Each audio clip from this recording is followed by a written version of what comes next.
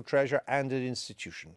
And in the latest in our series, A Life in Politics, our Joko has talked to her.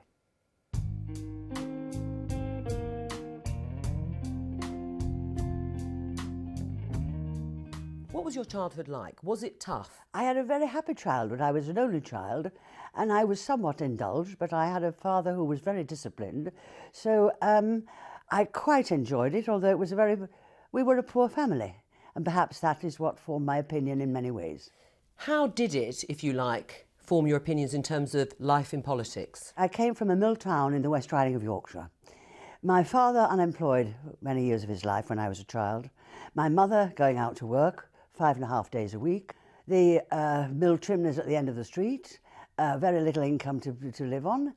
My father was at home and he would draw the curtains and try and help my mother by cleaning the house, but he was too embarrassed to let the neighbours know he did it. And I thought, there's something better than this in life. We've got to make changes. So you were aspirational even at that stage and ambitious? So. I think so. And I was really rather radical, actually. Probably more of a radical than I am at the present time.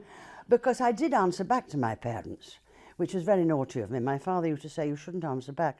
And so I was really rather a stubborn child and a radical streak in me, I think, all the time. So you were always Labour?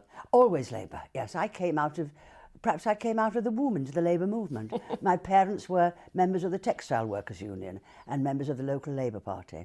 And my mother used to take me on Saturday afternoons with the women's section of the Labour Party. We'd get into the coach and we'd go with sandwiches to Huddersfield, Leeds or Bradford and hear people like Jenny Lee, Clem Attlee, who was a great hero of mine, Nye Bevan, Barbara Castle, all these people. And this was our Saturday afternoon out. But tell us about your days as a tiller girl. I was a tiller girl for about 3 months. My mother used to shop at the Co-op and therefore she could save the dividends, to pay for my dancing lessons. And this is how I came to be a dancer, and I loved it. And I thought I'm going to take the West End stage by storm. I went up to London and I